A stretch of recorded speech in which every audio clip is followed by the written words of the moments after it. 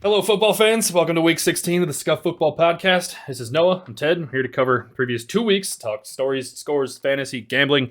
First, want to apologize for missing the podcast last week. We did, in fact, record the whole thing. And then afterwards, as I was editing, I realized that OBS did not pick up my microphone at all. So we did it, but it didn't come out. Biggest story for football for the past 2 weeks is the World Cup, as a matter of fact. Tricked you. It's still football. Not to get into it too deep, but absolutely fucking crazy final. Messi has cemented himself as the GOAT. Mbappe with the second hat trick in World Cup history in a final. Absolutely bonkers, man. If you didn't watch it, go back and watch it. Definitely. I was at work. I remember even the people in the restaurant, they were like okay with it, as me and my group just rejoicing and laughing and happiness that Messi finally got his cup. But absolutely wild. But into the reason you guys all showed up to this podcast is NFL football. I have a couple of stories to go back to. We're going to mostly do week 15. Week 15's content with some, smaller, quicker stories, and then we'll get into this week's stuff since we didn't really put one out last week. First place to start, I think. Eagles and the Giants. I know you had some thoughts about the Giants defense. Eagles looked ridiculously good, played really well against the run game again, but I'm going to let you have the floor for your thoughts there. Yeah, listen. All right. So for the better part of this podcast, Ted's been great at trying to convince me that the Giants are good. They're terrible. Their defense is terrible. I've never seen them look so bad. It was crazy. I was convinced that maybe there was a chance that, Ted was right, but I just watched that Eagles offense just power right through them. Yeah, I want to chalk a lot of that up to how well the Eagles offense played, and I don't want to take away what the Giants have done on defense this season, but, that was like Alabama playing a middle school team, man. It was kind of rough there at certain points. I also want to get into, from a couple of weeks ago, the Chiefs and the Broncos. For the game's perspective, at the very least, the Chiefs blew a lead, which I thought was really telling for, maybe an open door in the playoffs, like an opportunity to beat the Chiefs that we haven't necessarily seen the past few years. But I think the biggest takeaway was, holy shit, Denver has the ability to put points on the fucking board. We talked about it a little bit, although you didn't hear it, that, Russ had arguably his best game as a Bronco so far, but then he absolutely got the lights turned off on him. That dude had no idea who he was or where he was on the sideline, had a softball-sized dent on his forehead. Man, but even with a backup quarterback, Denver was putting points on the board again. What a wild experience to watch that game. Yeah, we were watching a great game. Second quarter was by far the best game we've seen from the Broncos. It was great. Everything was going. Again, seeing that injury, Twitter, everything kind of exploded with them. And again, it was pretty, you couldn't have missed it. So I definitely hope that he's good. I would love to see him back again. Obviously we just saw that shade of how he was in Seattle, but got to stay healthy. As for the Chiefs, yeah, we watched them start to kind of show little cracks. And, we've seen this offensive juggernaut for so long in the league that, we don't expect them to lose games when they're up, so many, or to blow a lead in general. So that was definitely interesting to watch. Again, it's good news for my Bills. That's all I'm saying. Okay, there's cracks. Yeah, obviously hope for the best for Russ, but I do think it's going to make the AFC playoffs a lot more exciting, knowing that every team up at the top of that conference has maybe a weakness or two that can be exploited by the right team. Some quicker stuff that we talked about. I don't want to go this whole podcast without bringing up Baker Mayfield. Dude gets signed on Tuesday, goes and wins a game late, coming off the bench against the Raiders. Good for that dude. I hope that McVay can pull it out of him. We saw, I would be remiss to not mention Kenny Pickett. He also got injured. Trubisky came in and was hot garbage, but I kind of have to eat those words after this past week. The Seahawks, I thought, threw away their playoff chances with a loss to Carolina. I think the way that the schedule worked out against the Seahawks to let both the Giants and the Commanders get into the playoffs, I thought the Seahawks losing to Carolina was really harmful for their season. And then one of the big talking points we had that we'll get into a little bit deeper here was that when the Chargers beat the Dolphins, it put them 2 games out of contention with 4 games left to play. Knowing what we know now, what are we looking at as the Chargers' chance to sneak into a wild card spot in the playoffs? I mean, honestly, we had discussed this before. Remember, we had thought that I had thought that they would just kind of fall off. I expected them to kind of just flicker into the back again. Again, we haven't seen them play, and we thought they were a weak, record in general. But seeing them now again, I mean, 8-6, and they're pretty close. So I mean, I think they could sneak in now, especially with the momentum you would discussed, multiple times.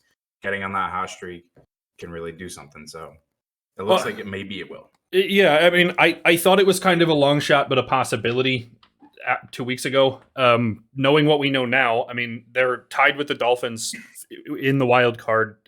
They'd realistically be either the 6 or 7 seed. I'm not sure how that tiebreaker works out, but only the Ravens are ahead of them in terms of wild card record, which, like, if the playoffs started today, the Chargers would in fact be there, which is pretty remarkable watching what we've seen from them all season. Obviously it helps us to, do this podcast 2 weeks late and have this conversation, but I do think that, like, with their remaining schedule, with the way that teams are behind them, I mean, I think it would be hard for them to lose it if they're beating the teams that they should be, and then the Patriots and Jets kind of level off a little bit. I think the last thing I've got to talk about that's exclusive to our Week 15 podcast was the Lions beating the Vikings. We made a lot of fucking talk about how does that spread work? How are the Lions, the favorites against the Vikings, and the Vikings are at home? What the hell does Vegas know that we don't know? Apparently Vegas knows a lot, because the Lions beat the absolute shit out of the Vikings. Oh. Yeah, I mean, what can you say? That game was great. It was great to see the Vikings lose. That's all I'm saying. It's always a good day. I think it definitely cements the Eagles and the Cowboys for an NFC Championship berth if the playoff schedule works out that way, because the Vikings are just really sliding downhill. But we bring that into this week. Do you want to start with the Vikings? I feel like it would be hard for us to not talk about how well the Vikings have done, or how well the Vikings did do this past week. They were down 33-0. I turned the game off, and there was Noah actually messaged me. He's like, what the hell's going on? The Colts are beating the shit out of the Vikings. They're up 23-0 5 minutes into the second quarter, and the Vikings pulled it out and won the game. Holy shit. Yeah. Listen, I remember I saw it. I thought it was a joke. Maybe it was the Vikings up, 23-0. It made sense. But I texted you and I was like, dude, what? I can't. And then, even seeing them up 33-0, it was incredible. I was ready to call the game. And then the next thing I know, I'm checking my phone and I'm getting the Vikings are on this huge comeback.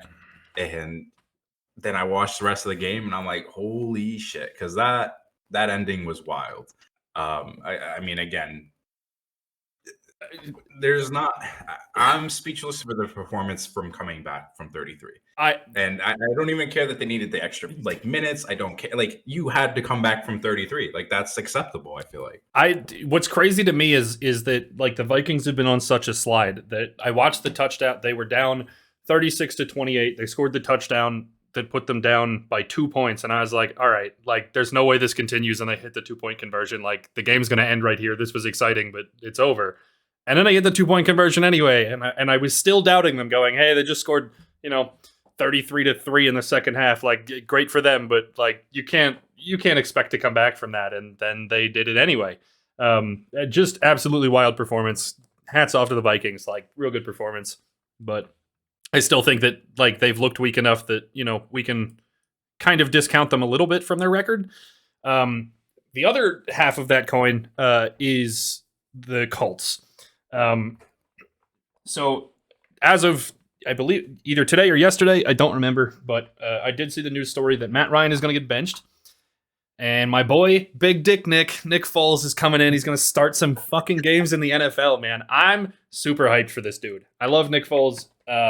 what do you see his chances with the Colts being? I mean, we talked this season coming in that we thought Matt Ryan was going to be a missing piece. The team was going to look good and pick up from last year. Obviously, Matt Ryan wasn't it, but does Foles make them better? Are they worse? What are you seeing? I think Foles is probably the exact same caliber kind of quarterback. Like, granted, we've seen, Nick Foles have that underdog like championship run with the Eagles, but after moving on from the Eagles, we saw him as a starter for a few games, but then he was also benched and he moved back to a backup position. So I honestly think that, like, yes, it might get some offense going right now, but in the long run, I think it's the exact same caliber quarterback. First off, I need you to put some respect on Nick Foles' Super Bowl MVP and his name. But no, I think he falls into a really interesting position here because, like, the Colts over the past few seasons, I mean, basically since Andrew Luck retired, with the exception of Jacoby Brissett, I mean, they've gone really old quarterback past his prime. We saw Phillip Rivers do it. We saw Matt Ryan do it now. Like, I don't think you're investing in a future with Nick Foles at this point. I do think the guy's older. He's been a career backup. Like, obviously he has the potential to be a Super Bowl MVP, but also I recognize that that's not an everyday performance. There's a reason that he won the MVP and went to sit the bench in Chicago. I am interested to see what potential their offense has by shaking things up, by mixing it up and bringing in a different face, a different player, see if anything changes there, maybe things that the Colts can work with for the future. But, I mean, I really think that team needs to invest in a younger quarterback. I don't think there's any way around it. I also want to talk about a couple other teams that kind of transition from Week 15 into Week 16 here. First of all, being Houston. For those of you who didn't watch 2 weeks ago, Houston took the Cowboys to literally the last play of the game for the Cowboys to come back and win. Houston was actually beating the Cowboys and playing significantly better for a vast majority of that game. Flash in the pan, anybody can do it, happens once, whatever. But then they came back and did it again this week. They took the Chiefs to overtime. What the hell? I can't even explain it, man. Like, there's no explanation. Like, they took the two of the more high scoring, like more balanced teams, overall rounded out, and they just went in. Like, they were leading. Like, both games, obviously, at some point they were leading. So, again, obviously, we've talked about, it can happen once in a lifetime kind of thing. But now it's a 2-game stretch. Like, I'd be interested to see this week. I do expect that the Texans do kind of just fall off again from this 2-game showing. But I mean, I also wouldn't be surprised if they somehow put up a fight against their next opponent. So it's just crazy for me because we watched them, like, realistically, they were the only team in the NFL this year that felt like a free win week in and week out. Like, there's a reason that they're 1-12-1. But, like, I also can't sit here and identify the pieces that would make them even be able to compete with the Cowboys, with the Chiefs. Like, they're worse in every single position, both sides of the ball. They're just not a good football team. I have to imagine that they ride this high and they go and win their game this week. I mean, if you can keep up to last play of the game, literally against 2 top-tier teams 2 weeks in a row, you'd have to think that, like, an injured Titans team isn't going to hold off what the Texans have showed us the past 2 weeks. But I'm also interested because, again, I don't think the Texans have anywhere near the caliber of roster that the Titans do, even while the Titans are injured. So right. I think it's just going to be interesting to see what they can do, but I am happy that they're, like, finding ways to keep themselves competitive in games, and maybe it'll mean something for the next couple of seasons, and we won't see them eliminated from the playoffs in Week 10. The other team that I had carrying over from the past 2 weeks is the Jacksonville Jaguars. I know you and I have been really up and down on this team pretty much all season long. They've gotten some good wins and played well certain weeks, and then they've looked like absolute garbage the next week. I think last week, or the last time we recorded successfully anyway, we kind of wrote off the Jags and said, well, maybe it's time to sell some pieces, get some things together, like, sell off and figure out what you can do for next season. But they absolutely trounced the Cowboys. We'll get to the Cowboys in a second and what all that means in back-to-back weeks, but I mean, this is pretty big for the Jags. It's been a good week to beat the absolute piss out of the Titans and then come back the very next week and then beat Dallas, who's a top team in the NFC. Well, so first of all, I just want to correct it. Trounced isn't the right word. I feel like a trouncing would be like, when fucking the Colts were up 33-0. That's a trounce. They beat them. Yes, I do agree. I didn't see the win coming. I mean, they needed OT, which is fine. I mean, they played great, and it was a rough first quarter, but after the second and everything. So especially against the Cowboys, again, that's like one of balanced and rounded teams. So I'm surprised. I think it says a little bit more about the Cowboys. Again, we haven't really. I don't think their defense stepped up in this game. So I feel like you need to shore up some issues there, and then maybe you have what you're looking for. But losing to the Jags kind of says that maybe you're not ready to be in the Super Bowl conversation. Well, again, we'll come back to the Cowboys. I mean, the Jags, I think, outplayed the Cowboys almost the entire game long. Yeah, like you said, it was a rough first quarter, but I mean, to watch the game through and through, I thought the Jaguars were just playing better football. In terms of the Cowboys, though, obviously they're not ready for a Super Bowl. Their last playoff win was on VHS tape. The organization needs to get itself together. No, but in all seriousness, I think. Like what we've seen from the Cowboys in the past couple of weeks was back to what we saw early on in the season, where either the defense performs or the offense performs, and they just don't seem to have the ability to invest resources in both things. I know that I praised them a few weeks ago when they finally looked like they put their offense together. They had both running backs working in conjunction with each other, and their defense played a really solid game. I just don't know what happened to that. I don't know how that falls off a table. You say, hey, this works. Let's never do it again. And it falls off the table. I think we see it far too often in sports. Yeah, I don't know what the Cowboys' issue is. I don't know if it's coaching. I don't know if it's the GM. I don't know if it's the players just decide not to play every week. But I think they have the talent there to be a Super Bowl contender. But clearly, with back-to-back weeks like this, I mean, especially late in the season, you kind of have to worry about your confidence in them moving forward. The other place I want to go back to from a couple of weeks ago is to talk about Detroit again.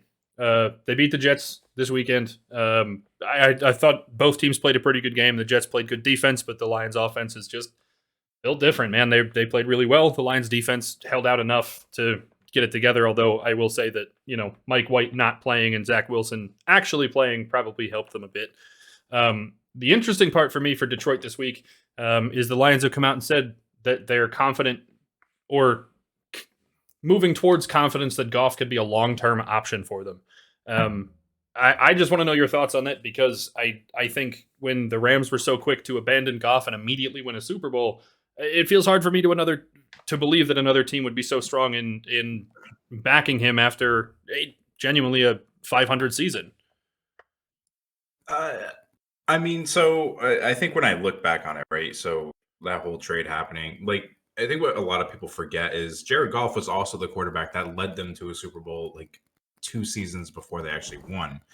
Like, granted, he wasn't the one who won, but again, like, I think that the Lions are maybe seeing something this season specifically. Last season they didn't perform very well. And now we're seeing a different side of Goff that I haven't seen in a very long time. And so I think maybe they're willing to invest in him if it's going to continue this way. But I mean, obviously, if we see the Lions suddenly skid and Goff throws 8 interceptions and no touchdowns, then I think we have a different conversation. But hopefully, I would love to see him get another solid deal. So yeah, I mean, I root for the guy. I don't want it to come off as though I'm rooting against him, but I just I think that there's lots of instances in this league where somebody doesn't have success and they struggle to find that opportunity again. I think Baker Mayfield's a decent example. I mean, moving from the Browns and taking them to a 500 season, and then the Panthers with absolutely nothing on their roster take him up like he's going to be great. Like, that's not quite how it works. I think Geno Smith is another fantastic example. That dude's been riding the bench his entire career, but he's a Pro Bowler now because he's showed that maybe he does deserve this job. I think it's just very strange to see a guy that's so easily traded away from a team like the Rams, who was stacked for him to succeed. He ends up with Detroit, and for Detroit, after 3 seasons, one of them injured, to just be like, you know what, he's a long-term option. He can be the future. It's just kind of bizarre in that sport to me. Well, I mean, again, agreed, but I think they were saying he might be a long time. It's not like he's confirmed, so. Right. I mean, obviously, we'll see him, put together a prove it deal or, play to a contract for the last few games of the season. And genuinely, the fact that the Lions are 500 and, tickling a playoff berth, I don't think they'll make it because I just think there's too many teams in the way. But even genuinely, I think that's better than we expected the Lions to be this year.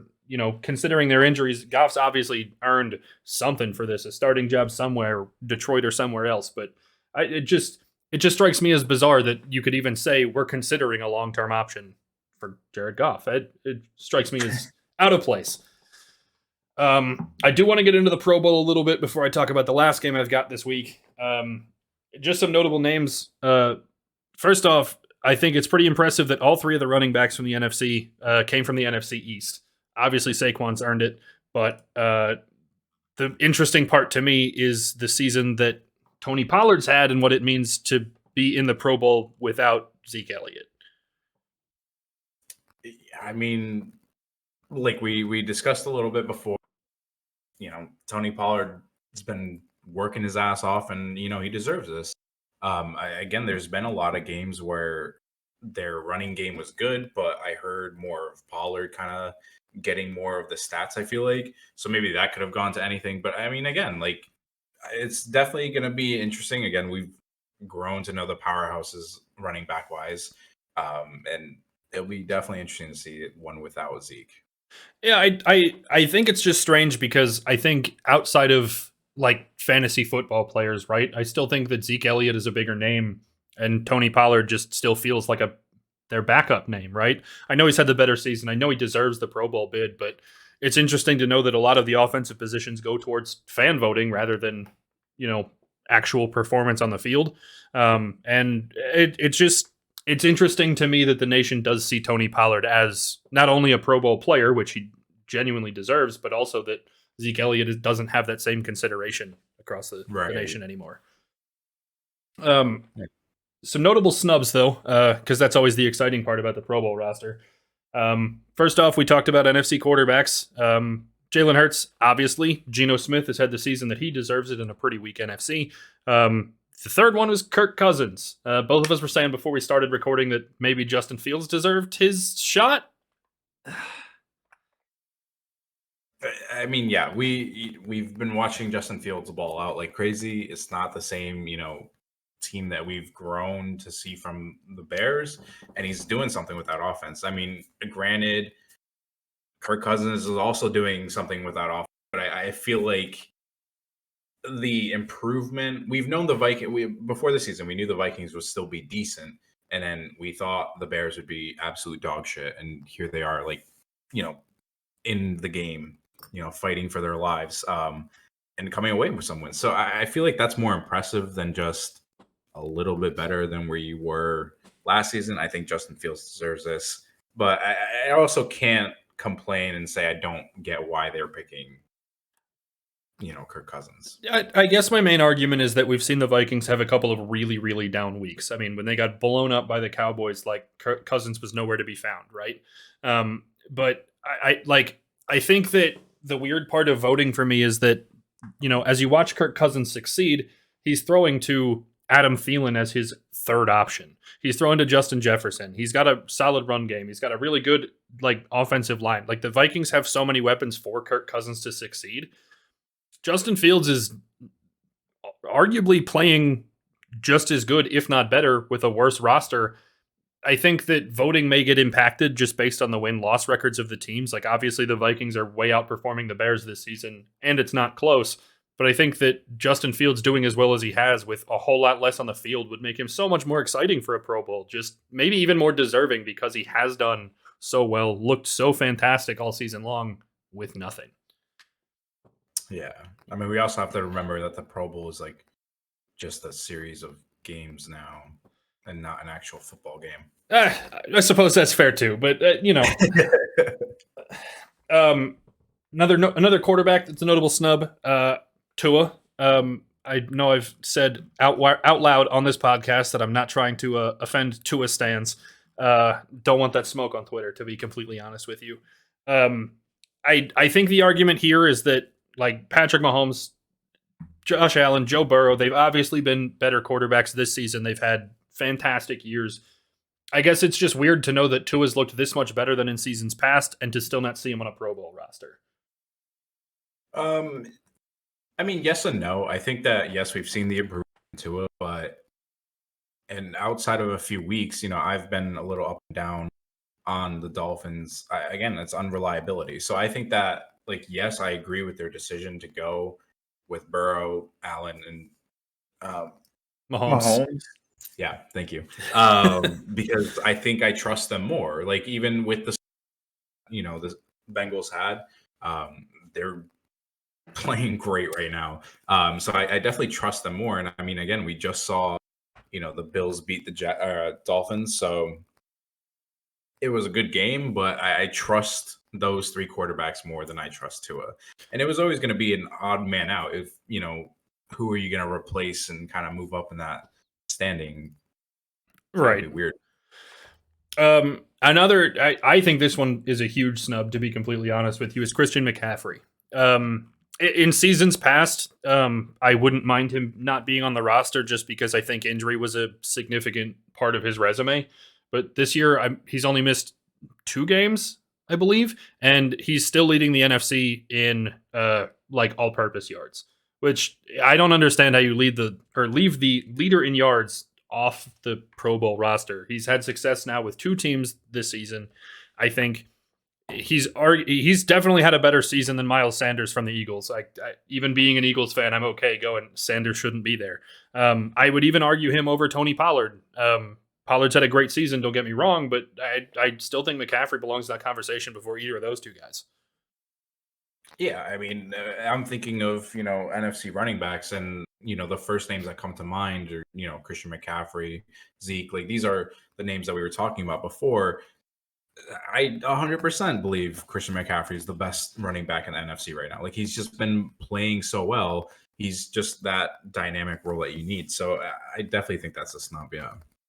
The other one that really struck out to me, I didn't recognize it until 5 minutes before we started recording, was Amon-Ra St. Brown. What a season that dude's having. Very interesting to see him not on a roster. That dude's been half the offense there for basically all year. Obviously, Justin Jefferson deserves to be on that roster. He could be all 4 receivers and probably still succeed. I would argue that A.J. Brown's had a better year, but the other 2 guys that got selected were CeeDee Lamb and Terry McLaurin. CeeDee's great. He's had a good season. Don't get me wrong. Probably deserves the bid, but I don't understand how you leave Amon-Ra St. Brown out of that conversation with those couple of names there. I mean, again, I guess maybe like we had discussed a little bit. You had brought it up. Maybe record plays into that.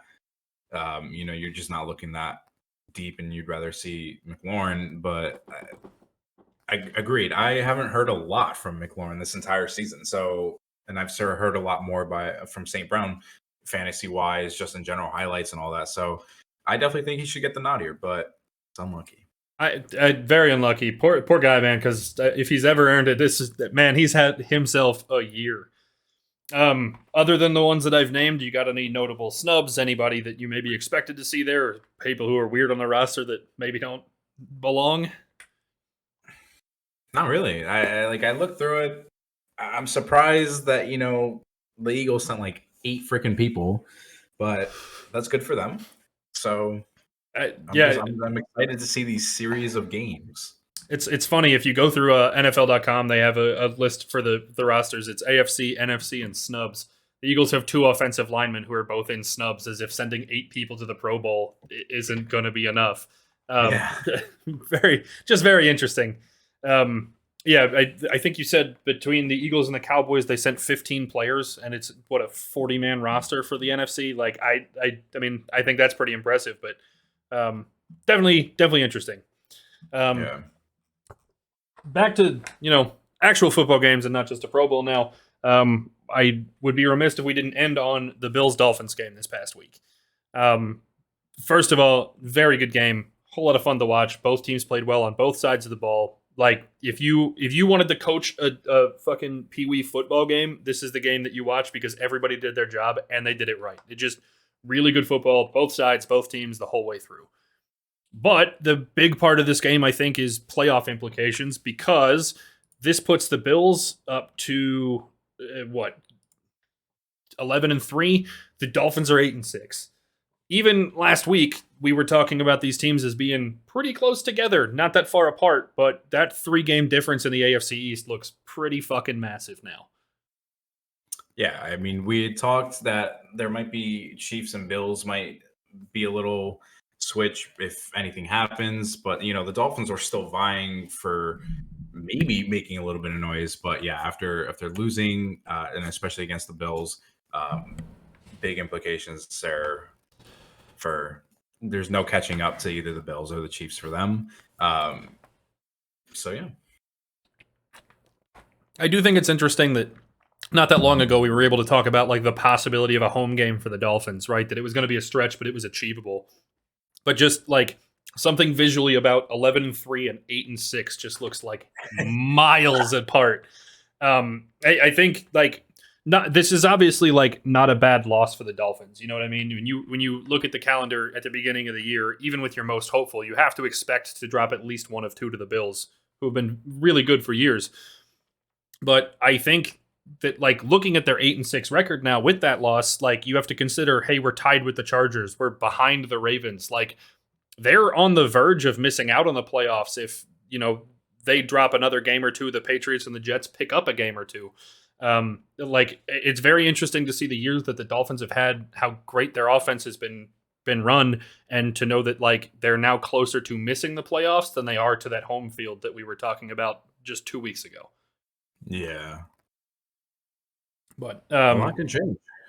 Man, football is football. That shit doesn't bounce straight, and there's a reason for it. Like it's crazy every single week. I do think though that like watching this game, it definitely cemented for me that the Bills are on the right foot getting into the playoffs. I mean, past couple of times we've actually successfully recorded. I'm never going to let myself live that one down. But we had some questions about the Bills. I mean, Josh Allen throwing interceptions or looking bad in crunch time or the red zone. But like to go and beat the Dolphins in a really well played game, like you couldn't have asked for more out of the Dolphins there, and the Bills still managed to pull it out. Like I think that cements that you have to consider the Bills as a favorite for coming out of the AFC. Well, I think they were always my favorite, so I've never wavered here. I listen. I've been with you. I've said if the playoffs were a 3-game sample instead of a 1-game sample, I'd take the Bills over everybody, and I wouldn't think twice. But knowing that it is it is a 1-game sample, and football happens. Like I mean, there were weaknesses that we saw in the Bills that could lead a shadow of a doubt. But like, I don't know if they continue to play that well, like they did against the Dolphins. You have to consider that maybe they're on the right foot. They're back to complete strength and playing their best when it matters. I think it's really hopeful. Yeah. I think that about sums me up for games this week. I feel like I'm missing something that isn't here in my notes. Oh, I know what we're missing. We're going back to week 15. We're taking a time machine real quick because how do we go an entire podcast without talking about Brock Purdy? True. Oh. True. I was waiting. Man, I can't believe I almost missed it. I am so sorry. Look, we said it here a couple of weeks ago that like the 49ers were a system offense, that they did better because they had a well-run offense. It didn't matter if it was Garoppolo or a middle school quarterback throwing the ball. Like there was, going to be success. But Brock Purdy had himself a week against the Bucks. Looked really good. He had a deep ball. He had really good timing with his receivers, which I thought was really impressive for only a week of first-team snaps. Like he looked absolutely fantastic. And then this week again came out and beat the Seahawks. Like had himself a good week. I don't know why we should look at the 49ers any different as a playoff team, a Super Bowl hopeful, just because it's Brock Purdy instead of Garoppolo. Well, I mean, again, like I've bought into Purdy now. Like I've been watching this kid develop. Obviously, I mean, like I'm just thinking about the quarterback situation because now what happens to like a Super Bowl, and we haven't seen that from. What's his name? Who's their QB1? God, Trey Lance. Okay, we haven't seen it from Trey Lance, like again, but we've also seen it from Garoppolo. Like, he led them to a Super Bowl, and so like I have no idea what they're gonna do. I hope that Brock Purdy, Mr. Irrelevant, will get into the Super Bowl. I'd love to see it, but we'll see. I have to root against it for my Eagles, but I do hope that he make it all the way to the NFC Championship before they lose to the Birds. All right, let's. Okay, yeah. we'll compromise there, but then the Birds still lose to the Bills, so I'm fine. We'll see about that one, man. What a game that would be. Yeah. All right, I think that drags us into fantasy. Not that it's quite relevant now, but we did talk a little bit last week about playoff matchups and really playing your starters when it matters. For this week, I know fantasy's kind of fallen off because playoff rosters are all but locked in, but who'd you see? Anything notable? Anything you want to get to? I honestly, I didn't really see too much, anything popping out to me. The only thing that I would bring up is if you are looking for a replacement quarterback, there are a few that are, just coming in for a week or two. I know Gardner Minshew is one in that offense. He looks primed to have a decent week. He's not Jalen Hurts, but he might get you like 20, 25. So we'll see on that. I had Hurts starting in one of my leagues. I actually picked up Daniel Jones because the Eagles at that point, when I was making roster moves, were talking about the possibility that Hurts plays. I was like, I don't want to pick up Minshew for him to not play and Hurts to play. But now that Minshew is officially the starter, I think it's a good pickup. If you have any questions about Minshew Mania, please go look at Eagles Twitter from the 3 games he played last season where they were talking about benching Jalen Hurts on Twitter in Philadelphia. Okay, I don't think Minshew's going to have any problems. So if you do need a quarterback, I think that brings us into gambling. I've got 2 weeks to cover here. So week 14 was really bad for both of us. We both went 4-9, and I'm going to move past it and pretend I didn't say that out loud. This past week, Noah went 7-8-1. I went 8-7-1. It brings Noah to a total of 96, 123, and 4. Myself to 99, 120, and 4. At this point, I'm just going to be thankful we've crossed the 100 mark because this has been a fucking terrible year. I think a lot of the spreads are pretty forgiving this week, so hopefully we can have a little more success. We'll start with tonight's game, the Jags and the Jets. Jets are 2.5 favorites at home. Who's starting? Good question. Starting QB. We're going to find out live here and on the fly. How about it? It looks as though Zach Wilson is still starting. I gotta go Jags here. I think they're on a little roll, and I don't think they're gonna stop tonight. I have to agree with you, and I think I'd be taking the Jags either way, even if Mike White was playing. I think coming off the injury that he sustained a couple of weeks ago, where he injured his ribs 2 separate times in the same game, it would be kind of hard to come back and play successfully. The Jags have put together really good football in the past 2 weeks.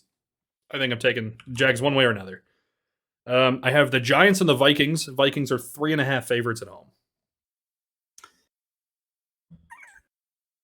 Yeah, I guess I gotta agree. Go Vikings. I mean, I haven't seen anything recently, so. I think I'm taking the Vikings too, but I don't feel great about it. I think this is going to be a good football game. I think the Vikings have been on a slide. I know last week they had a really, really good week, but I don't know that 33 points and a half is sustainable. The Giants' defense is significantly better than the Colts. I think this should be good football, but I think I trust the Vikings. I have Saints-Browns. Browns are 2.5 favorites at home.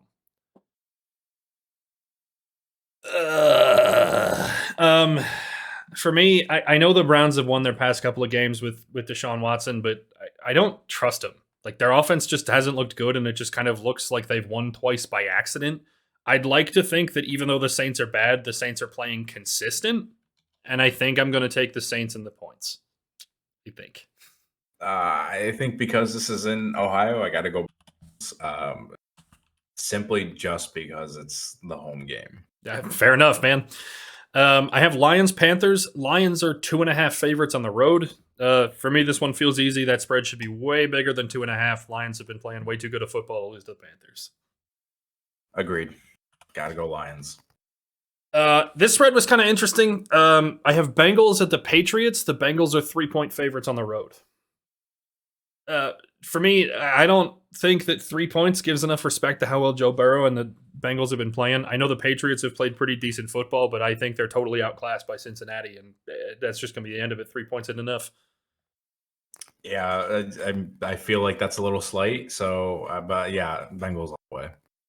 All right, I have Bills and the Bears. Bills are 8.5 favorites on the road. I know where you're going. You're already the Bills. It's fine. Yes, I have to all the way. 8.5 feels like a really good line for this game. I think I'm also going to take Buffalo, but I think that spread could go either way. I think you'd have more value taking the Bills at 7 or the Bears at 10 rather than playing this one as is at 8.5. I have the Texans and the Titans. Titans are 3.5 favorites at home. For me, the Texans have played way too good football. I can't root against them. Listen, let's go Houston, man. Ooh, I gotta believe in the they'll keep losing though, and they put up a fight. So I gotta go Titans here. All right, I think Tannehill getting hurt makes an impact in that game, which is why I think that spread's only 3.5. But man, Houston's just been playing too good. I have Seahawks, Chiefs. Chiefs are 10-point favorites at home. I know I hate big spreads, but this one still feels pretty easy. I'm taking the Chiefs. The Seahawks have just been on a downward slide. It feels like they're throwing their playoff chances away. I'm going to keep the Chiefs at 10. I've always taken the big spread, so I got to stick to that and go Chiefs. I have Falcons, Ravens. Ravens are 6-point favorites at home. I don't know if Lamar's playing this week. If I would assume he is, because that seems pretty big if it wasn't Lamar playing. As of 3 hours ago, Lamar Jackson is out versus the Falcons. So Lamar is not playing. There's no way. 6 feels big. 6 feels big. I still think that the Ravens are going to take over. I was able to gamble the Falcons early on this season because they were putting up points. They've slid. I feel okay taking the Ravens with 6. I don't know. I've just watched that exact Ravens team lose to the so yeah. I have no idea.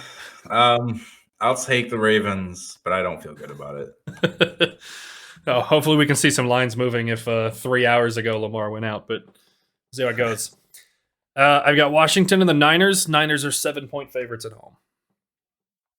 100%. Yep. Niners all the way. I'm with you on that. I just think the 49ers have been playing really good football. Purdy's been the answer. Washington's bad. Well, I shouldn't say they're bad. They're far too average to compete within 7 to the 49ers. I have the Eagles and the Cowboys. Cowboys are 5.5 favorites at home, mostly because Jalen Hurts is not playing. Yeah. Gosh. All right. I'm going to say this out loud. For the podcast's official pick, I'm taking the Cowboys. And that's the same reason that 2 weeks ago I said I'm always going to pick against the Eagles because I don't think they can cover, and then they do, and then some. Gonna take the Cowboys for the podcast. However, if I were putting actual money on this, I think Minshew is better than a 5.5-point deficit. I don't know that the Eagles win the game outright, but I think it's going to be close enough that Minshew keeps it there. Just throwing it out there if you play in spreads. Yeah, I agree with that. So, but I don't know. I'm gonna go Cowboys, but yeah, this is gonna be a good game. I think it'll be really interesting. If the Eagles win this game, expect me in my full Eagles gear next week. Might even paint my face green. You all ain't even gonna know me. I have the Raiders and the Steelers. Steelers are 2.5 favorites at home. For me, these two teams are basically the same. They're both kind of bottom of the barrel junk. They're the best of the bad teams or the worst of the average teams. But the Raiders have been playing better football recently, so I'm going to take the Raiders. Yeah, I'm going to have to go Raiders as well. I'm surprised, but obviously Kenny Pickett being out, obviously has to change your stance on the Steelers. I love my boy Kenny Pickett, but I don't know that Trubisky can get that one done. I have the Packers and the Dolphins. Dolphins are 3.5 favorites at home. I think we see the same thing happen to both these teams every year. late in the season. If the Packers play in a cold, the Packers win. If the Dolphins play in a warm, the Dolphins win. It's in Miami, and the Dolphins have been the better team this season, so I think 3.5 is easy for me. Yeah, I got to go Dolphins. I agree. I mean, obviously the Packers are doing a little bit better than where we had last kind of just like whatever the hell they're doing. They're out there. But still, I believe in the Dolphins more than the Packers. So, yeah. All right. I have the Broncos and the Rams. Broncos are 3-point favorites on the road. For me, the Broncos looked like for the past couple of weeks they've been able to put together some offense. The Rams have just kind of looked not good. I know that there's some resurgence there with their quarterback change, but I still think the Broncos are good enough here to win by 3. Yeah, agreed. The Rams are just trash right now. So, Sunday night, Bucks and Cardinals. The Buccaneers are 8-point favorites on the road. Look, no shot. The Bucks aren't that good. I've watched the Bucks blow a lead this week. Why is anybody giving Tom Brady and the Bucks 8 after this season? No shot. Taking the Cardinals. I don't know. This is hard because obviously Kyler's still.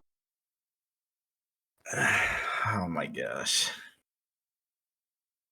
I don't know. We saw the Cardinals put something together on it, so I expect they'll keep it within 8. So yeah, Cardinals with the points. So all right, and then Monday night's game, I have the Chargers and the Colts. Chargers are 4.5 favorites on the road. That's a really good line again because I think you could have given either team that 4.5 spread, and I'd still struggle with it. I'm gonna take the Chargers because they've been playing better lately. I don't know that I would feel confident enough to put actual money on this game regardless, but for the purpose of picking, I'm going to take the Chargers. I'm going to pick Chargers as well. I just watched the Colts blow the biggest lead they'll ever have. So I got to go Chargers all the way. All right.